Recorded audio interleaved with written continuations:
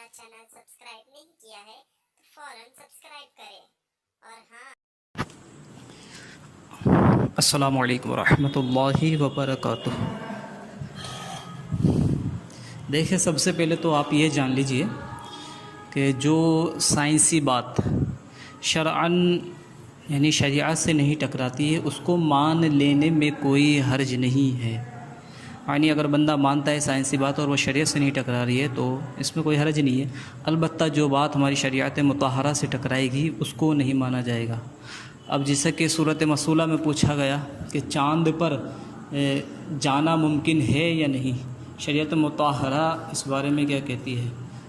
تو دیکھیں، اس بارے میں حکم یہ ہے کہ چاند پر جانا جو ہے وہ ممکن ہے۔ اس کی وجہ یہ ہے کہ قرآن پاک میں اللہ تبارک و تعالی نے ارشاد فرمایا، کلو فی فلک یسبحون۔ اس کا معنی یہ ہے، اس کا ترجمہ کہ ہر ایک جو ہے وہ ہر ایک گہرے میں پیر رہا ہے۔ اب چونکہ کلو فی فلک جو لفظ آیا ہے اس میں ہمارے ائمہ کے مابین اور مفسرین کے مابین جو ہے وہ اختلاف ہے کہ فلک آسمان یعنی گہرے آسمان، فلک جو لفظ ہے وہ اس کو آسمان یہاں پر مراد ہے، جیسے کہ حضرت عبداللہ ابن عباس نے فرمایا کہ فلک سے مراد آسمان ہے اور چاند سورج اور یہ چیزیں جو ہیں وہ آسمان کے اندر ہیں۔ ٹھیک ہے، تو اس اعتبار سے تو یہ معلوم پڑتا ہے کہ وہاں پر جانا مطلب یہ عقیدہ رکھنا پھر درست نہ ہوگا کہ اگر آسمان کے اندر چاند ہو اور انسان وہاں پہنچ جائے۔ ٹھیک ہے جی، لیکن جمہور مفسرین اور صحابہ کا یہ متفق علیہ فیصلہ ہے۔ جمہور مفسرین یہ فرماتے ہیں کہ فلک سے مراد یہاں پر وہ فضا ہے جو زمین اور آسمان کے درمیان ہے، یعنی آسمان اور زمین کے درمیان ایک فضا ہے، اس کو جسے فضائے مکفوف جو ہے وہ کہا جاتا ہے۔ تو وہاں زمین اور آسمان کے درمیان جو ہے یہ چاند موجود ہے۔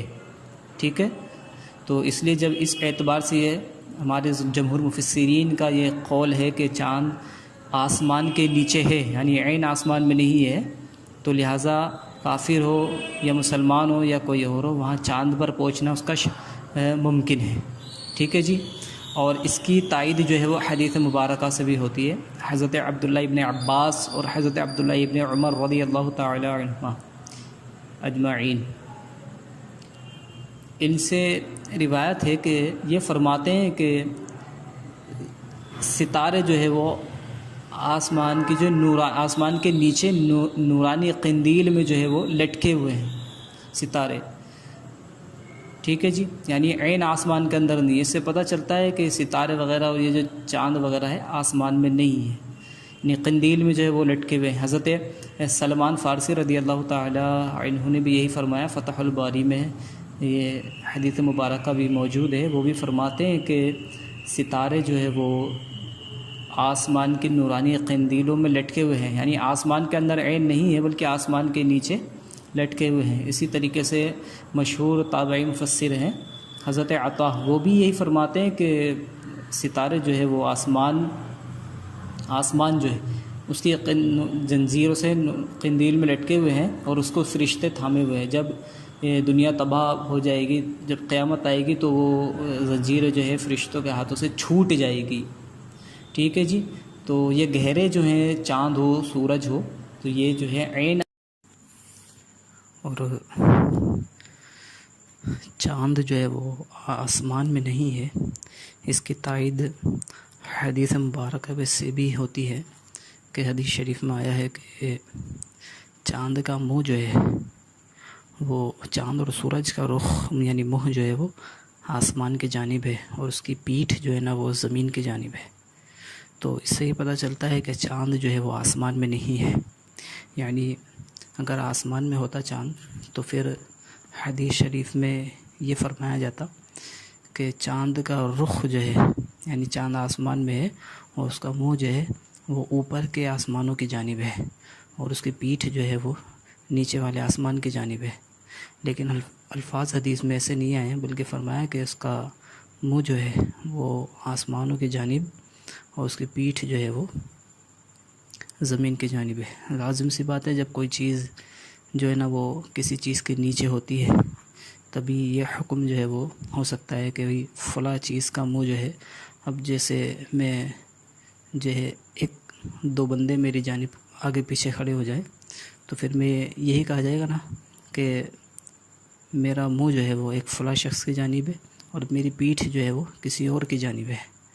یعنی جو بندہ میرے سامنے ہے، منہ کے سامنے ہے، میں اس سے آگے نہیں ہوں نا، تو یہی کہا جائے گا کہ میرا رخ جو ہے، چہرہ اس سامنے والی کی جانب ہے اور پیٹھ جو ہے وہ پیچھے والی کی جانب ہے. تو پتہ چلا کہ چاند جو ہے وہ آسمان میں نہیں ہے. جائز ہے، یعنی کہ جائز سے مراد یہ ہے کہ بندہ پہنچ سکتا ہے. اگر کوئی یہ کہے کہ بندہ انسان چاند پر پہنچ گیا تو اس کی تکفیر نہیں کی جائے گی، نہ ہی تدلیل اور نہ ہی تجہیل اس کی جائے گی. البتہ اس میں جو ہے وہ کچھ پھر یہ ہے کہ اس میں تھوڑی تفصیل اور وضاحت جو وہ ہے.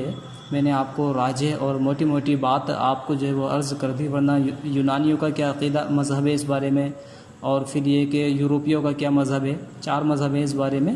تو میرا حال میں اس طرف نہیں جاتا، پھر لمبی بھی وائز ہو جائے گی اور اس میں الجھ جائیں گے پھر آپ. تو اس لیے میں نے جو ہے وہ آسان انداز میں اور راجح قول کو بیان کر دیا ہے.